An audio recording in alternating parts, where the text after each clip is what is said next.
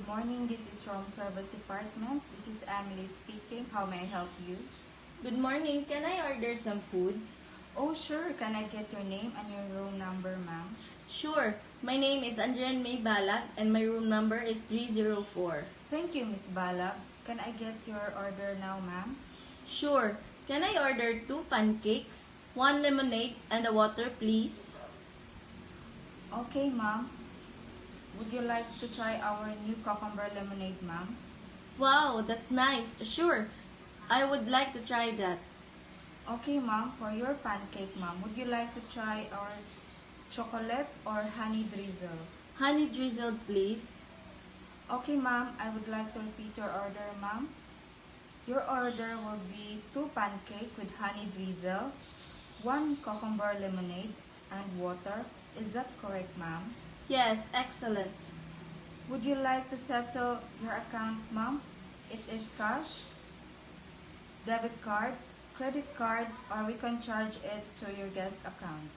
I would like to pay in cash. Change for how much, ma'am? 1,000 pesos. Thank you very much, Miss Balak. Your order will be delivered to room 304 in 15 minutes.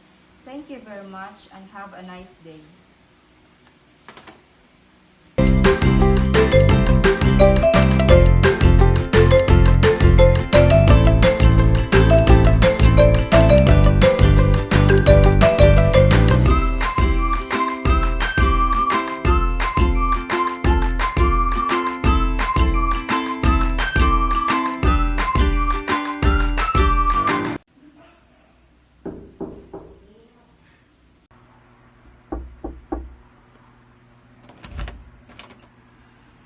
Good morning, room service. I am Emily, your room service attendant for today. May I come in? Yes, you may.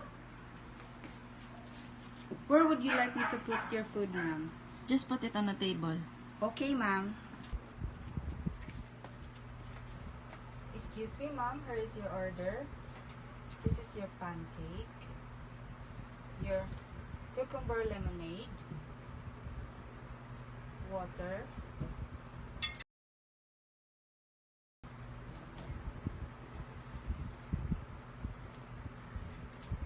excuse me, ma'am. Do you want me to pour a water for you? Okay, please.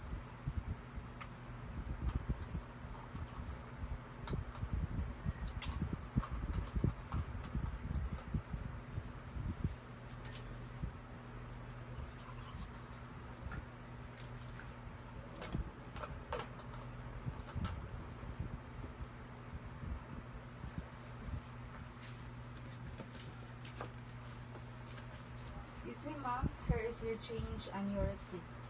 Can you please sign up this paper, ma'am?